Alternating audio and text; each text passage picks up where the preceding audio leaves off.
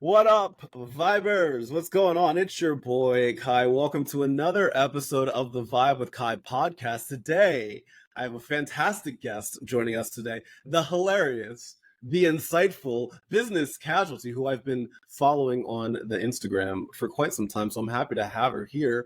Uh, Business Casualty, close to 500,000 followers across TikTok and Instagram. I'm going to flex for you for a little bit. I hope you don't mind. Uh, Close to 500,000 followers across TikTok and Instagram. She's here to share her journey from the corporate world to social media stardom, because you're a star. Hope you know that.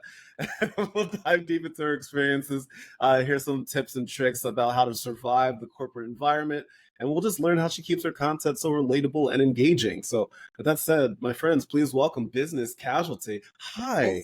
I see you got my Venmo for saying nice things about me. So Yes, I did receive it. I did receive it. It should be in your bank account by end of day today. Yeah, it should be there. I'm so happy to have you here. I was saying before we hit record that like, well, we were both talking about this, how we've been mutuals for quite some time, but we've never like talked before, like in person ever. Yeah. And now we know each other exist, and yeah, we're real. it's like a more aggressive version of when you just email somebody at work for like years. Yes. And then they like finally show up at your office one day or something, or you have to meet them in person. You're like, oh right, you're. It's like, oh yeah. And so just work, and I'm like, It's so funny because at my now former job, my people would like send me stuff all the time, but they would always like send it secretly. They're like, we can't let the bosses see that this is how we feel about work. And like you're going like off Slack into like a text message or something. Like, oh, okay. And it was always your stuff, and it's because your stuff is so relatable when it comes to just working in the corporate world. What made you start to highlight this? What made you start to really point out what it's like for people to work in this type of office environment and stuff? Yeah, so it's actually weird. When I originally started making content back in the day, like just for fun, right? Yeah. I was actually focused more on like current events, politics, just like humor, poked at things that were happening in the world. Sure. And then I kind of started on TikTok, especially because it was a pandemic. When I had lived in New York, what? There was a what? Yeah, okay, so there is this thing. Oh no! Oh no! I took a very long nap and I might have missed a couple of things. So it's COVID. No, so like when I had been when things were normal, right? I always done this is like one of those things where I had so much fun doing it, but you always feel kind of embarrassed to say you did improv. But I used to love doing improv. That's amazing. It's been a little lazy versus comedy, like you don't have to find it out, right? So we just and all day. We just and all day. That's it. Yeah, you know? Like housing up. It's fine. So I used to love doing that kind of stuff, and I would do some sketch classes and writing classes, and then you didn't have any class anymore, right? So you're like, okay, I guess we can download this app. But I started on the political side of things, the current event side of things, and twofold. I kind of moved away from that. One, it did become kind of just like exhausting, right? Like, there was just so much going on in the world. You constantly had to be paying attention. It also attracts a lot of trolls, people that are just like coming at you all the time. I have such a sense of justice that I would feel pressure to like reply to them. Yeah, you would feel like obligated to be like, let me teach this person what it's really like. Which never does anything, right? Like it never works. Or they're just poking you to milk you, and it's like, okay, exactly. Also, I got a new job and knew I was going to be a manager. I was switching companies. I wasn't going to be at a company that I've been at for ages anymore. And I was like, I don't want somebody to join my team and like find my videos and somehow feel really uncomfortable because maybe they don't necessarily align with my perspective on things. Sure, right? So I was like, that makes sense. What can I shift to? I could shift to like work. Like what's something that people deal with all the time?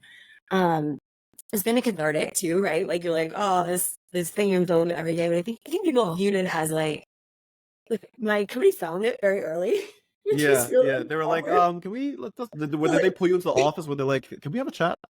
Just so you know, this was just thing about us. Like, this is Choctaw. Which is what you aware of it. He was a C-suite guy. Actually, I was working at a really small company. Yeah, I was more of a startup. He's like, I just wish you this came up because like some large HR account shared one of my videos. I was so small at this point. Right. So they're like, yeah, hey, I just want you to know this was discussed. It's like not really a thing. what's really the objective, or do you not like your job? I think people think when you make fun of things that you like hate that thing, and it's like, Correct. no, like I roast my brothers all the time. I love them, but like it's just to joke about it. We see people make fun of like videos that are kids. It's like, do you think these people hate their children? We're like, no, like, right. It's the same thing. I don't know. It was just kind of one of those things where you can feel like connection with people, right? And you start to realize everybody's going through the same experience. So there's that deep ending, so I can say so niche. And like nobody's gonna really understand. By the way, I was not really self-conscious, and this little British person making fun of the way Americans say niche. And I'm like, oh god. Well, you know what? That's been all over TikTok recently. They just like they just break it down, and they're like, it's not pronounced croissant, it's pronounced croissant. And I'm calling it croissant. I'm going to call it a croissant, okay? I'm from Georgia. Cool on. Thank you. Let me have my croissant and put some butter on it. Leave me alone. I'm hungry. Leave me alone. So was that your when you got called into the office, or when this was brought up, was that your first, like, did you feel that you had to like pull back a little bit, or were you like, I'm just going to keep talking what I want to talk about? I do a lot of them. It's definitely that like they did make me really self-conscious of things, right? Like overanalyze it, that's the same, right? Sure. And okay, so we are like, okay, well, how am I this introverted? I would say one of the things that have gone like flagged or discussed was I mean, a video go viral. It was making fun because I've been invited to a meeting. The objective of the meeting was to discuss like how to strategize reducing the number of meetings at the company. Like, it was a meeting about 2 meetings. And I was like, I remember looking at my boss and being like, I was just calling Mike, even though that's not his name. I did have a boss named Mike in the past, but like it has to see how objectively funny that is. Like, it's not the reason it went viral is just so many people related to it, like related to stuff like that. Like, it doesn't mean that this didn't need to happen. It's just something that is like, it's ironic, hilarious in life. Like, things happen in life that are just funny. So yeah, they started getting really self-conscious and like focus only on like making fun of Outlook or making fun of Zoom or like things that were very detached from my work, because I realized people assume, and they still do this, but I just posted something today about like putting in 2 weeks notice. I did not do that recently. So I feel like people think, oh, she's getting ripped off. Like, no, these aren't things that necessarily happened just now or specifically happened word for word. You're just talking, you're just like, just something relatable, something that people can like, can understand. Because like, no, I get that, because I do the same thing, because like I make a lot of content about coffee, right? I don't drink coffee, I drink tea, but coffee is funnier than tea. Like, it's just funnier than tea. So like I don't dislike coffee. I do drink coffee every now and then, but I drink tea more than I drink coffee. But people relate to the coffee concept. So I'm just like, I can make coffee. I can pivot slightly. Or like, it's not like you've never had coffee. You're not a fraud. I am not a fraud. I'm not a fraud. I have had a taste of the coffee. I do enjoy it. My stomach doesn't, but like I do enjoy it. You know, it does taste good. You know, so like so all of this, you kind of alluded to this before. So you have a background in like improv and like sketch comedy and all of that. Yeah, to some of those. It was only just for fun. There were things that I started doing when I had like a corporate job, and you weren't just like hobbies. But I signed up for, so like I wasn't like a drama kid or anything. I played sports in high school, and it was just too many. You couldn't do both. But I don't have like an acting background. I never taken an acting class or anything like that. I just signed up for improv one day because there was classes like crazy and just enjoyed it, so I kept doing it. Right. What would you say is your goal? Do you have like a goal? Well, like, do you want to like one day be able to like take this like the national tour, Business Casualty on tour, talking about corporate life, like during corporate gigs? I'd be so like, I would have such raging imposter syndrome, but like I'm not. I'd be like, why are you here? Why are you? And you're like, you're like, oh God, like, why do you want to talk to me? I totally get that though, because I very much suffer from imposter syndrome sometimes when people like reach out to me, or brands will reach out to me sometimes. I'm like, me? Why me? But like for you, right? Did you mean Darius Rucker? Like, who are you trying to contact? Like, who are you trying to contact right now? And so like, and for you, like, you just make so much relatable content that like I can see why people gravitate towards your stuff so much. Do you get recognized like in public ever? Or people like, oh, I know you? So funny. So like two things. One, when you said like, what's the goal of this or the objective? It was a flashback to that conversation with my boss and Brad drives over jobs. He's like, what's the goal? And I was like, there's no goal. Right. It's just a hobby. Like people's been like learn to surf, just that they're not trying to become the top surfer in the world. They just like doing it. And that's how this you just enjoy it. It then became like, can this be a way that I can supplement making a living and do some things that I otherwise wouldn't normally do? So like, if I'm able to do a brand deal that can then fund maybe a trip that I normally wouldn't be in my stated budget, right? So it's like, okay, I can do this thing. It gives me some, that's annoying. Gives me some freedom now. And just like stability, right? So it's like, I'm also learning from those processes of like having your own business, which I feel like also not just like capitalizing like your skill set and stuff. Like I realize how much work and effort goes into trying to monetize content creation. So it's like bothering a ton, which is great. So it's challenging yourself. Fendi, you said immediately forgot your second question. You know what's funny? You say that as I have my fidget spinner, and I forgot my second half of the question too. So listen, like, we're on this journey together. One, and then the second was bomb. Listen, from the brain. Like, This is why people are going to be watching this and be like, oh, so they're not joking in their videos. This is really them. I was such a disclaimer when on like work meetings, he like, hey, just so you know, I took a lot of notes. So it looks like I'm working, I'm actually typing. And I would be like, because if I don't, I will literally forget everything that happened in this meeting. It will just be 100%. 100%. So I have to write things down constantly. This is really good. I'm going to go back and listen to this and be like, you idiot, why couldn't you remember? I'm going to be editing it and I'll be like, oh yeah, I did ask her what her favorite color is. Like, I'm like, but like, that's the thing though. So like, that's the really cool thing that like, I think that people vibe with you because there's a genuineness to it. Like, you're not bullshitting people. Like that is who you are. Do you find it difficult to balance the humor with the authenticity of your content? I don't really think so from a standpoint of like, I mean, I think with anything with comedy, a lot of things are slightly exaggerated, right? At the same time, so it's not. So this is exactly what happened. But I don't personally like if it's have to dig too much to like times like maybe to kind of like poke fun at or make fun of. I would say the biggest challenges for me were just the sake of like my privacy, not giving away too much about what I do specifically or like what company I work at, or even I've like loosely alluded to jobs in and around like sales, marketing, kind of just as broad sweeping things, but that's not as much like in a way. I haven't even like said industries or anything. Like I've gotten to do some very cool things with some of the jobs I've had.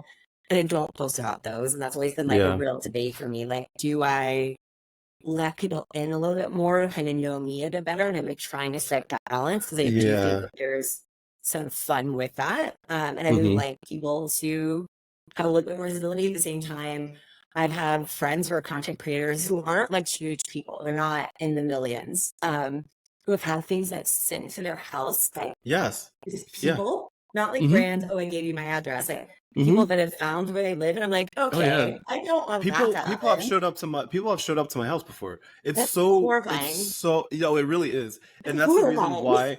It's one of the reasons why I tell people that I live in the Philadelphia area. I don't tell people where in the Philadelphia area that I live. I used to be like, oh, I live in this town, and then I realized that's a bad idea because I've had two instances where people like legitimately knocked on my door and were like, hi, are you the Vibe with Kai? And I was like, yes. And they were like, one of them was like, so I was wondering, like, can we like hang out? I know you're an introvert and blah, blah, blah. And I was like, what do you know? This is not okay. So if that person's trying to say they're an introvert, bullshit. They showed up at your house.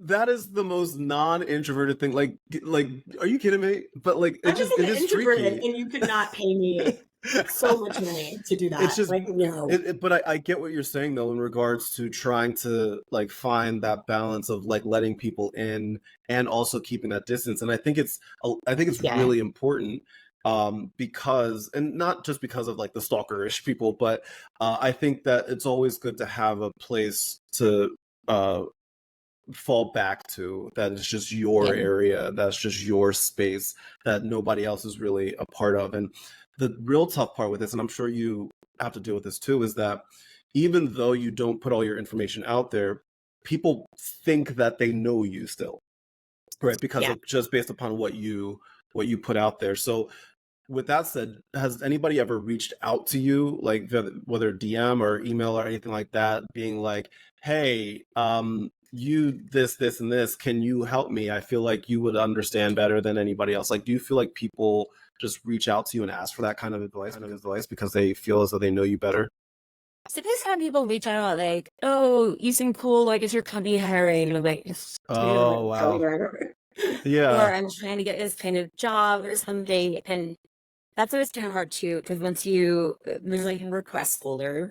I Yeah. hate talking about this because I feel like it makes me sound so much more inflated than I feel like No, I am. But they don't think people real. I think I thought this. Like I think I thought people like don't get weird messages or don't have people like try to find where they live unless they're in like the millions, unless they're like celebrity yeah, status. It's like that's not reality. right. But like in a request folder on Instagram one, sometimes you don't even see them, but when you do, Hmm. it's like once you accept it and that's accepted. You can't like do Yes, like a one-off little hey message. right. And I think sometimes people see that as like oh now we're friends. And so they're like Yeah. message me constantly and I'm kind of like, okay, I'm just trying to even keep up my email inbox like and life. And so that just becomes a lot. Like I don't even, this, like it's hard for us to Hmm. even when it is you like keep up with like people in our lives that are important to us. I was like, well, I It's can so get hard. so sidetracked.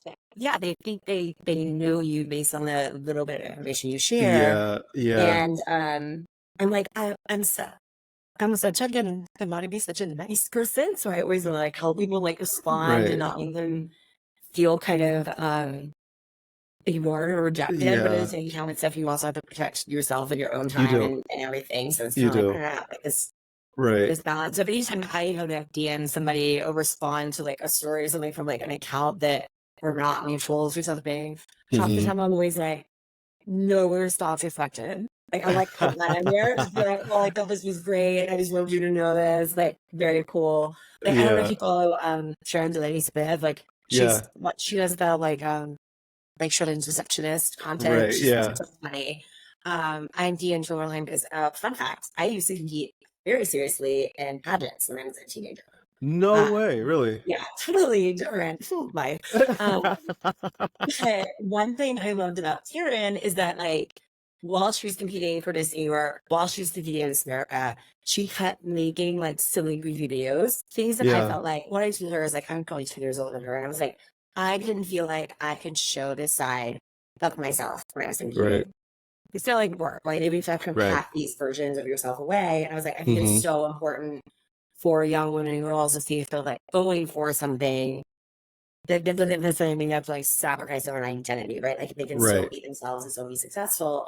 And I knew her I was like no response required or expected. And she was sending like the nicest reply. It was like, thank you, and I also all of these things. And even now, like if I do happen to ever send her one again, I'm like, I know that was like a door open to let's be besties. Right. Like I need to like no romance, like I get it.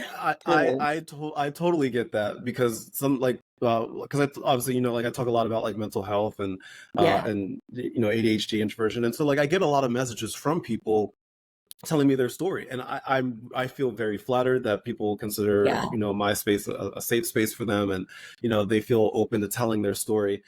I can't respond to all of them sometimes, and it really, it sucks. I wish I could. Yeah. I really do. And I always tell people, like, I see your messages. I promise you, I see them. I can't respond to everything.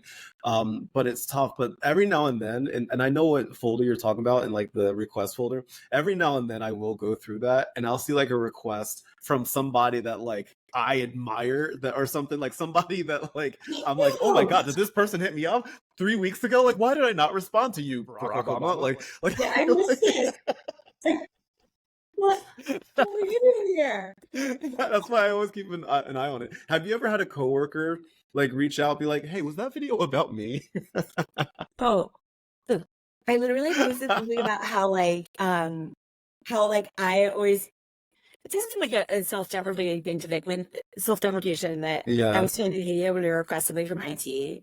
So it's kind of Oh, like right. what IT actually thinks when they're reading a request, and it's basically like, Yeah. well, I'm such an idiot.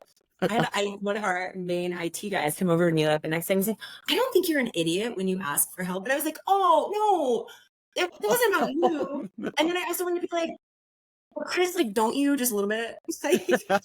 And you're also like, "Thank you for the follow, by the way. I appreciate That's it." all we have. But I was like, what? Yeah, right.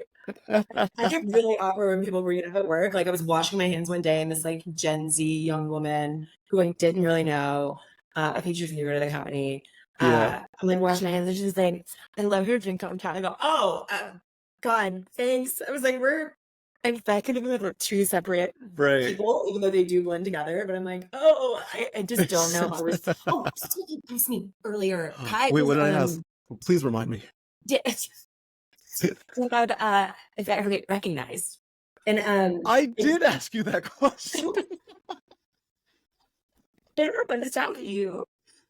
Yes, but What? Especially it with does. being in Philly, people know you're in Philly. Yeah, people. So I do get recognized, but I would say 40% of the time they're like, "Oh, you're the vibe with Kai." 60% of the time they're like, "Oh, you're Darius Rucker," and I'm like, I'm just because I'm black with a beard and a hat doesn't mean that I can sing Wagon Wheel for you. I mean, I could. Yes, I am. I actually I have there was one time that I went to this bar and there was a live band playing and they thought I was You trying to Darius like clue Rucker. up? They thought I was Darius Rucker, so they started playing Wagon Wheel. Now, mind you, Like, at the time I didn't know what I had no idea. Like I knew the song, I didn't know the words of the song, so like they started playing it. And like people are like turning to look at me like, "Go up there, who's singing?" And I was like, "Wait, what?" And then the band's like, "Come on up." I was like, and like I never said that I wasn't Darius Rucker, but I just I wish I was in their heads when they realized that I wasn't. Maybe it was like an hour later, and they were like, "I don't think that's him." like, wow, Darius Rucker's like really bad live. I know he's really not good. How does he not know the words to his own song? I don't get it. Oh my god! I have seen legit like celebrities before. Yeah. Like I remember one time I was on the L train and I'm positive I saw Hassan Minaj and I was like right next to him. Yeah. So I also think New York's one of those places where you just like don't bother people. Like you wouldn't say anything anyway. Yes. But I'm just like anytime I've seen someone in a situation where I felt like maybe I could have said something. Again, I don't bother people, but I've been so paranoid that I was like, no, I'm pretty sure I saw Mandy Patinkin in the West Village the other day, and my dad loves him. That sounds like a Mandy Patinkin kind of thing. The place right? to be. It's all like, but I was like, what if I'm wrong?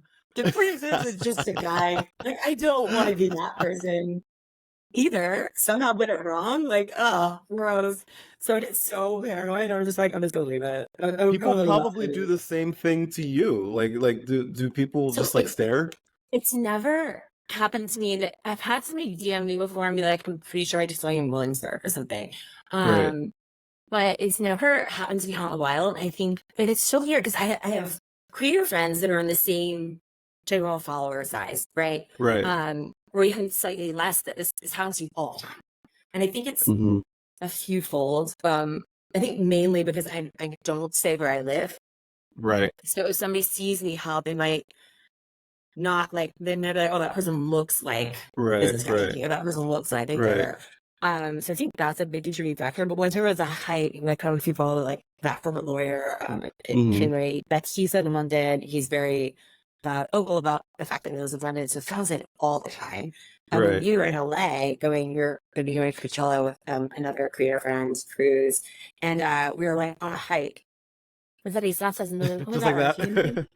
This is how I hate. I have a blister already. That's what happened so quickly. And we turned our water. We were like dying in the middle of LA. I live at more. I remember so bad. Oh Jesus! Anyway, somebody comes up to us and is, "Oh, are you from Kitcha?" And it wasn't clear who he was talking to. So we were both like, yes. Like, kind of answer, like, who were you asking? Right. But he recognized Henry, not me. So it's just bizarre to me because this happens to them all the time. I'm like, this literally never happens to me. Not that I necessarily wanted to, because I don't know what to do. I'll be like, I don't know what to do with my hands. Like, right? Hi. Like, hello, human. I'm human too. Dumb videos on the internet, yeah. What is your process? Like, do you like when you come up with these ideas? Like, how do you say to yourself, okay, I had a funny situation with my Excel document today. I'm gonna make something funny. Yeah. Like, what is your process of turning that into a funny video that you put out for tons of people to see? So the notes app on my phone is chaotic. Like, Same. there's so many things that I've written down that I've probably never laid eyes on again. I've gotten a little more organized in the past, like, call it 6 months, where I now have like different Google Docs. Yeah.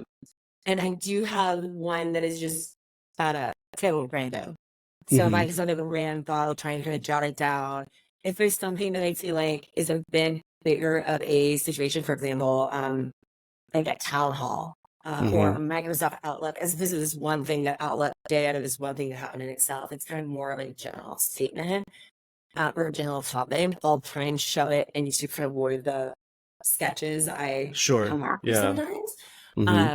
Yeah, and I do loosely script things out now. I didn't used to, especially when TikTok first started, it was all sounds, right? Yeah, I it would just was. hear a It was. sound Yeah. and think of something that happened, and I would crank it out in 10 seconds, and that was it. Right. Now it takes a lot longer. Yeah. Because the Yeah. algorithm runs. Do you It's a fun, but do you feel pressure? Do you feel pressure to like to make it funny, or do you feel pressure to like to make it good? Like, where do you just like post it and ghost it, or are you just like, oh God, I hope this works? I used to put so much more stress on, like, this has to perform well. But as I'm like failure with funny, it's just stop. It wasn't perfect, right? Or even just like, right, I so address. But I think it's a realizing when it's just like getting stuff out there and don't realize what might resonate with people that you think is just kind of not that relatable or not that funny. So I've just been forcing myself now to worry less about, does this have mass reach? Does everybody get this? Or how does this perform? I just kind of try and quickly actually gamify my posting. So I'm trying to make myself post more frequently. So I have a little like point system. I'm trying to start more points each week. Look at you with that self-motivation. That's what I'm talking about. I have to gamify it, or I won't do it. I have to make it, okay, I'm on track this week. So that helps. Like, it's just kind of something that's just leading in more to even that conversation of authenticity, right? Just like, if it's a thought I have, just putting it out there. It doesn't have to be the most perfect profile thing. It can just be content for behavior, and that's okay. So not so much. I have had to make myself not compare myself to other creators or what people are doing. That's the hard part, because I find myself comparing all the time. Right. Well, you do that in like work too, right? Like, and that's the thing that I think you can look at others in work, or if they're a content creator or whatever, to learn from them. But if it's becoming something where it's like too much comparison, too much thing, you don't have to, your reality doesn't have to look just like theirs. And by them doing better than you, that doesn't mean that your life is any worse than if they just like didn't exist, right? So it's kind of like trying to take it from a perspective of looking and learning, but not letting it necessarily become a toxic cancerous thing. And so it's kind of, I mean, I tell people, especially young men in this all the time, it's going in a completely different direction. And I'm like, if you're following an influencer account or something, that every time you interact with that account, if you feel worse about yourself, like, it's fine if there's something like inspirational, aspirational, to like, oh, I wish I had that closet or something like that. That's fine. Like, let that help it. But if you feel worse about yourself, then you need to remove it. You have to get away from it. Absolutely. So, yeah, I think that's the hard thing, right? Is kind of trying to stay within your own realm of reality and being like, this is fine. If I'm working on me and working on my own growth, that's great. It doesn't have to be the exact same thing somebody else has. There's always going to be somebody more than you. Always going to be somebody accomplishing more than you. There's like that shit ton of people that they're sitting in your spot, right? So it's like, kind of shutting that perspective. Right. It is. I wonder if you feel the same way. It is like all of that being like a content creator that is consistently putting out content, and it is scary sometimes. Like I know I don't feel like pressure anymore. But like there is like this general fear sometimes of like, because anything can happen. Like people Really. will say anything. People will like, it might, and I mean that in a good way too. Like, people might like send it to like I had Donnie Wahlberg like duet a video one time. I was like, oh my god, like, so like Yeah. it's so crazy because like some of these things, it can like change your life. And if Yeah. would you ever do this full time? I would not. I don't think I could ever do it. Would you ever do content creator life full time? So the weird thing is that I don't know how much. Well, I guess I don't. Maybe I'm misremembering your current situation because we've just been like DMing back and forth, and I complete conversations with nights. But I weirdly, I'm doing that full time right now. Yeah. But that's more so digital. Like that was not same. the initial plan, right? So long story short, my work situation. I'm like, how much do I say to not like necessarily give away where I was working? But basically, the company wide, they rolled out hey, if you want to leave, you can leave. We're going to give you severance. So I had a good bit of time to make that decision, and then knew I was going to keep my job for several months, and then would have pay for several months after that. Sure. And I don't have kids. I have a partner with whom I can get furniture, things like that. So my decision is a lot easier than some other people's would be. Sure. Yeah. Additionally, I have an income stream through this if I really try to work on it. And the big thing is I wasn't vibing with the person who was going to be my manager. And I was really miserable at my job. I previously loved my job. So that was never, if you had told me a year ago, even like at this follower level, you're going to try and quit your job and do this full time. I was like, no, I would have been like, there's no way I can do that. I would not say that's like the long term goal, right? Right. And also being actually the corporate world, the type of work or type of content I make is going to be essential. Heaven forbid they just like change the interface of Outlook, which I don't have on my computer right now because I don't have a corporate job. So it's like, I don't know what's going on. So I think that's a long term goal. I think I do get some value out of that, but it's also been nice to kind of take a step away from it. Yes. No, I totally feel you there because I left my job. We were just on like just different pages. Like it was like I'm still on good terms with everybody there. But it was one of those things where it was time kind of thing.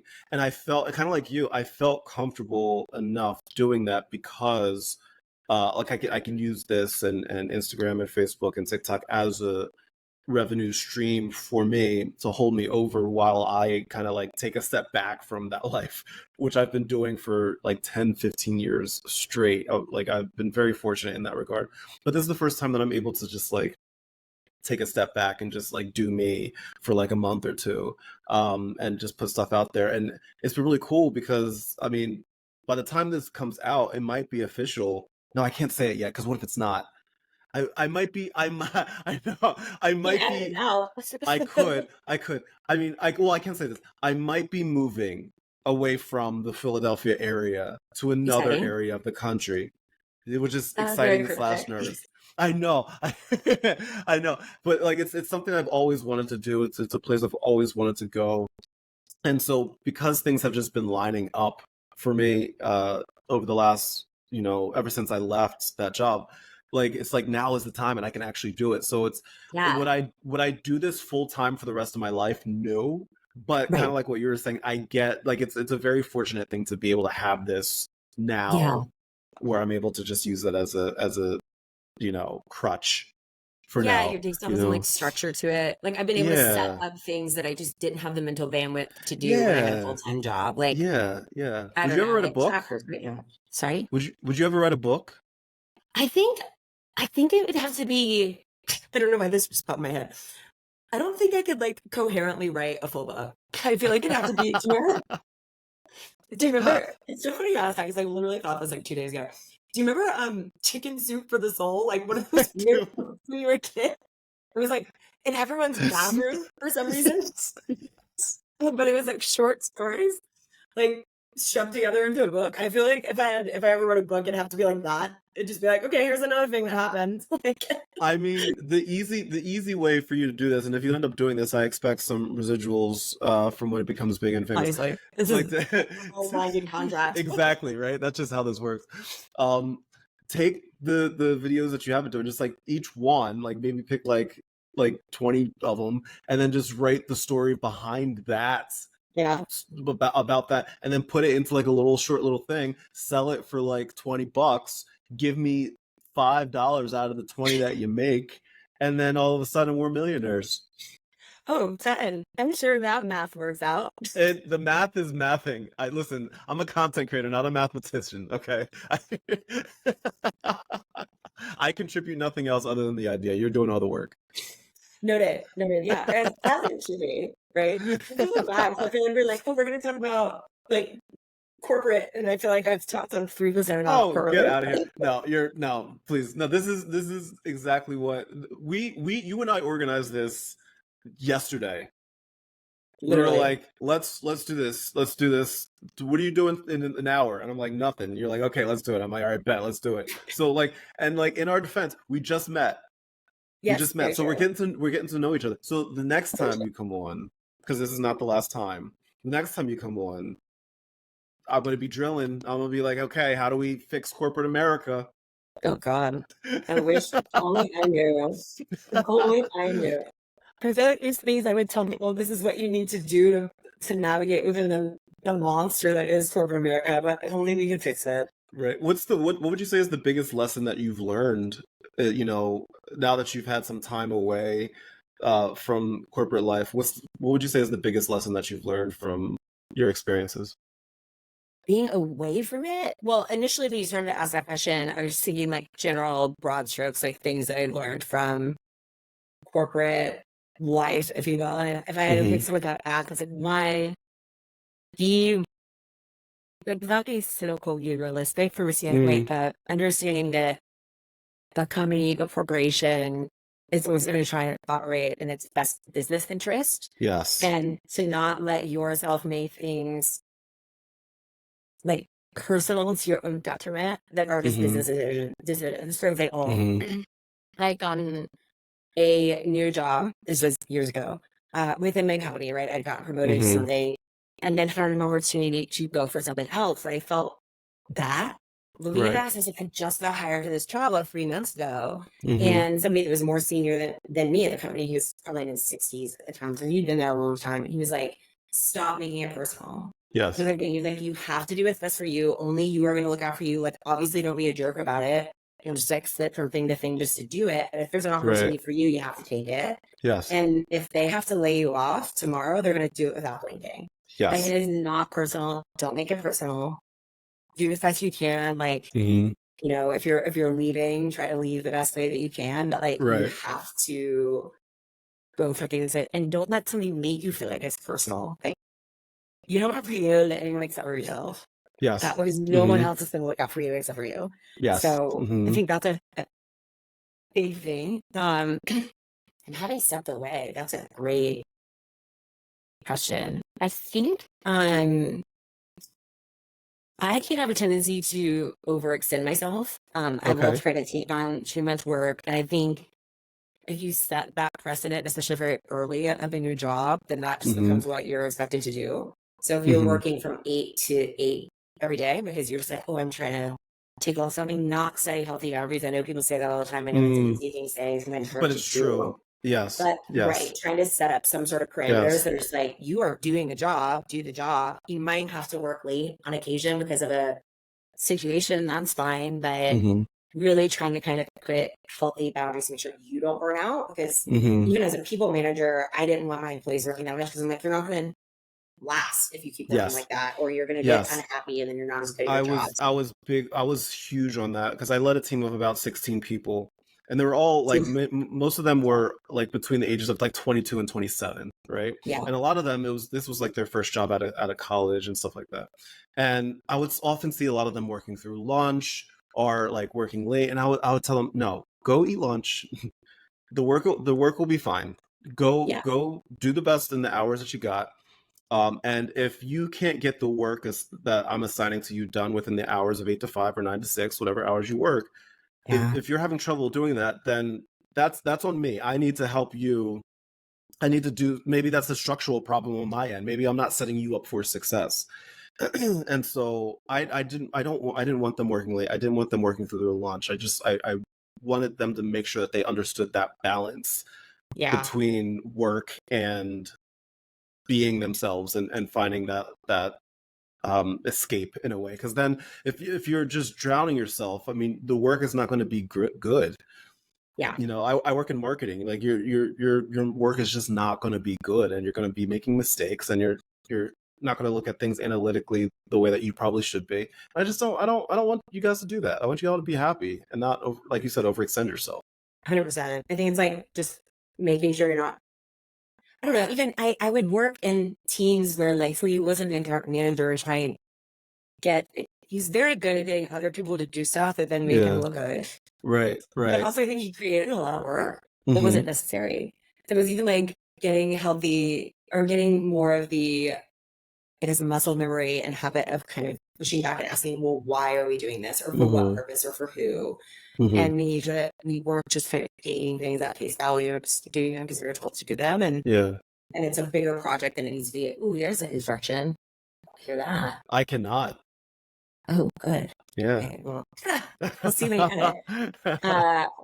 But yeah, it's like I've been pushed back on him a lot, not necessarily to like not try to do it, but it's like, why are we doing this? Making sure that we understand the purpose of it, and so that we can do it most efficiently. I think sometimes people are afraid to push back, afraid to ask questions, and just try to take the thing on, and then it ends up being a lot more time consuming than it maybe could have if we just kind of asked some questions, did some pushback, figured out how to do this more efficiently.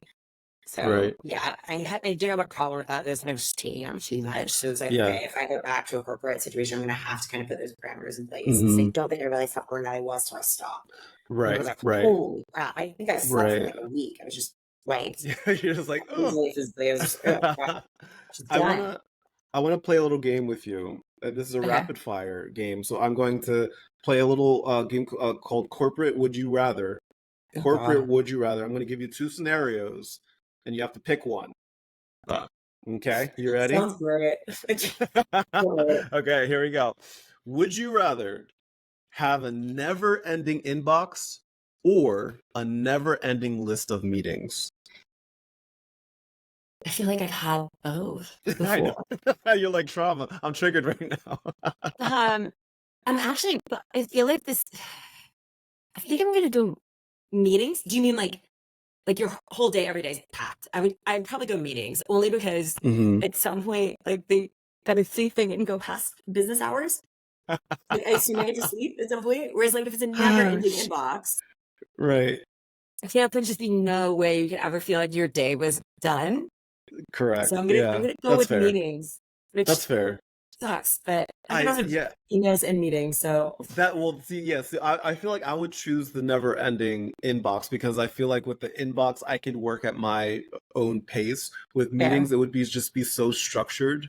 It would just always be like, okay, I only have 10 minutes before this next meeting, and God forbid I had to prepare for another meeting that I won't have time to prepare for because I'm in another meeting before that. I'm hella triggered right now. I feel like signing on to a meeting, you're like, what is this? What? Yeah, right. Would you rather work from home forever or work in a office physically forever?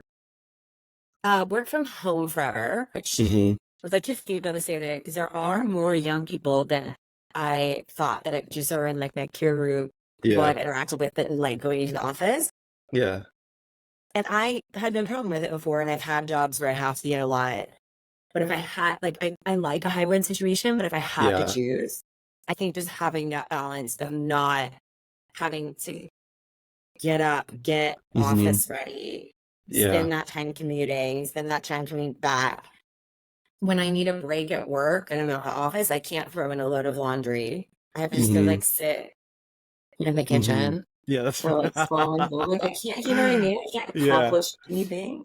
So I would definitely do work from home versus office. I see the advantages of office. I like making friends and stuff in the office, don't get me wrong, but A or B, I'm picking work from home. So this last one is this one's difficult, and I don't know if I have an answer to this because I'm going to super challenge you here, so I hope you're ready. Here we go.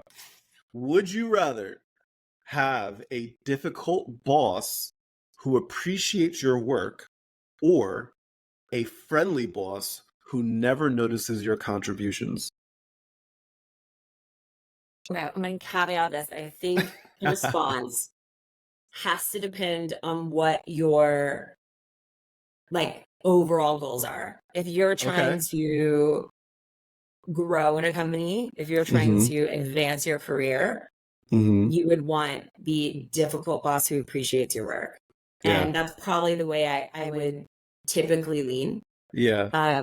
You don't have to get notices your work, but do you want somebody who lifts you up and showcases you to broader management and gives you those opportunities, even if they are challenging you.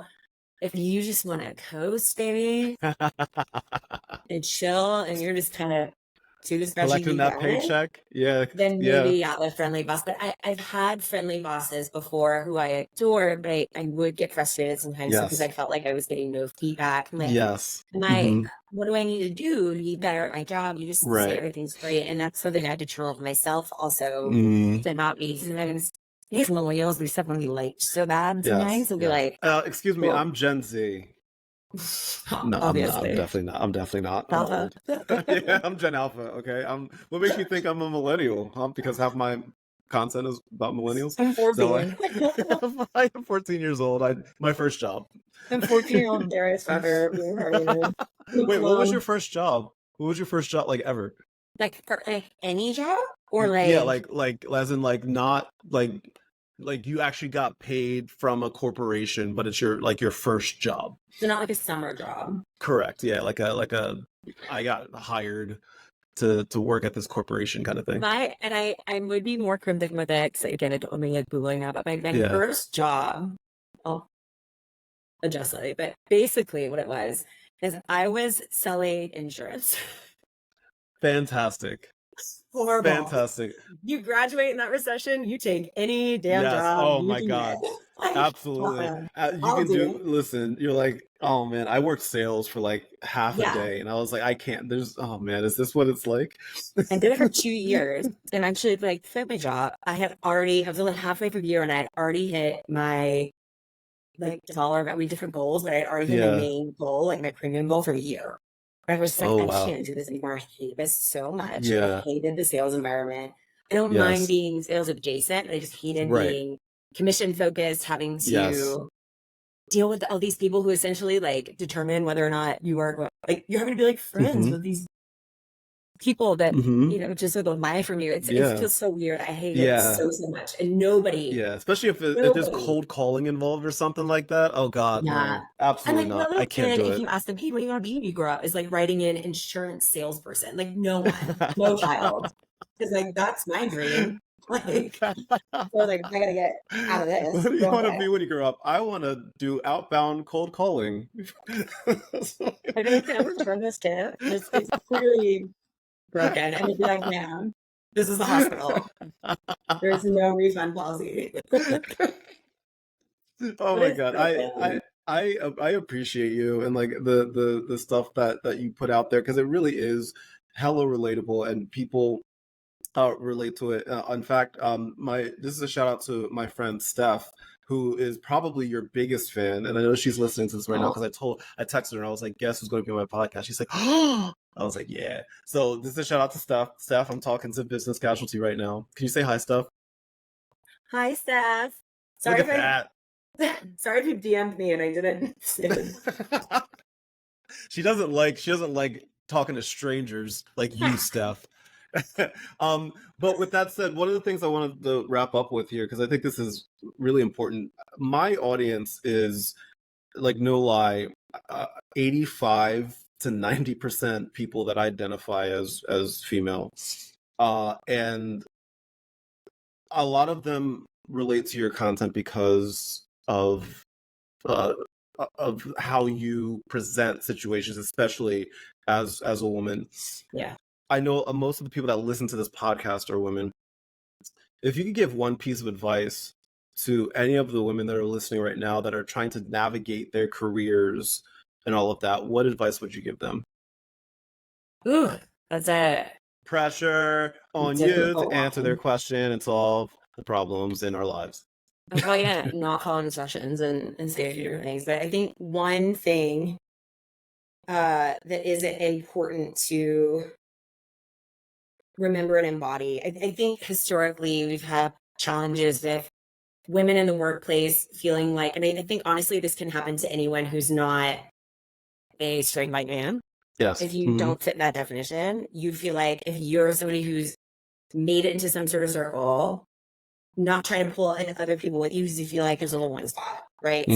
So being like, I'm at this spot on the table or not giving it up or not having somebody else be there. Right. I think that's a huge mistake. I think being much more successful and aligned if we keep trying to push for advancements of other people. Like I don't want actually my mom got children work on this podcast. I don't really mind saying it, but I remember saying something like, well, that's how it was when I worked. Like kind of like if I was complaining about something or didn't like how something was manifesting in the workplace from a perspective as a woman. Then she was still like deal with it type of mentality, right? Like just that is hard for me, so it should be hard for you. And I remember saying, I was like, I have nieces. I don't want them to have to deal with the things that I have to deal with when they're working. I just think it's such a narrow-minded mindset to be like, because it was hard for me, easy hard for you. I think that diversity in the workplace is so important, and like remembering that when you're joining conversations, that your perspective is important. Right. Not kind of fading into the background. It is kind of having to know when to trust things and when to not, right? But making sure that you do hold it around, making sure that you don't fall into a situation of getting into your imposter syndrome too much. It's very easy to do, especially when you don't fit those spaces or you don't fit the little one all the headshots on the website, right? Exactly. Right. So I think it's very easy to second guess yourself, to think, okay, well, my opinion is not going to be taken as seriously better. So just kind of doing that and owning that. And again, looking for like people that you can kind of like bring along with you is so important. Kind of creating those networks of, I don't know, corporate allies, if you will. And if that's like, I feel like I'm gonna have to hang up and I'm gonna think of something that's just so profound. Well, I told you you're gonna have to come back. You're gonna have to come back. I mean, I thought that was a great answer. I mean, I don't know about you. I thought that was a great answer. So you're gonna have to come back now, and we have to. I think we also have to collab on a video at some point because I think people would really. That'd be so fun. I think people would really enjoy that. Business Casualty. Thank you. Thanks, Kai. Thank you for hanging out with me today and taking time out of your day. By the way, did New York treat you well? Oh yes, absolutely. It always does. Okay, good. Okay, always, good. Always. Who knows? I grew up in New Jersey, so I need to make sure that New York is taking care of my friends. You know. Noted. Yeah, I always love putting that to New York neighborhood in general whenever I can. Because, yeah, but I do need to get to Philly. So if I'm ever out there, I'll headline you for us, and we'll hang, or wherever you're cryptically moving to. I know. I'll tell you after when I hit end record. I'll tell you what it is. I'll tweet it immediately. Except for you're just gonna like, okay, say it directly into this camera, guys. Breaking news. Yeah, right. Thank you so much for like honestly sitting back with me. Everybody that's listening or watching right now, that you're like, hey, I really like this person. I want to learn more or watch more of her stuff. I will have all of her information in the description of this podcast. That way you can just click and follow and all of that jazz. And yeah, cool. Thank you for hanging out with me. Thank you for everybody for listening. Thank you for everybody for watching. As always, much love, good vibes, and I will talk to you later. Bye. Thanks, guys.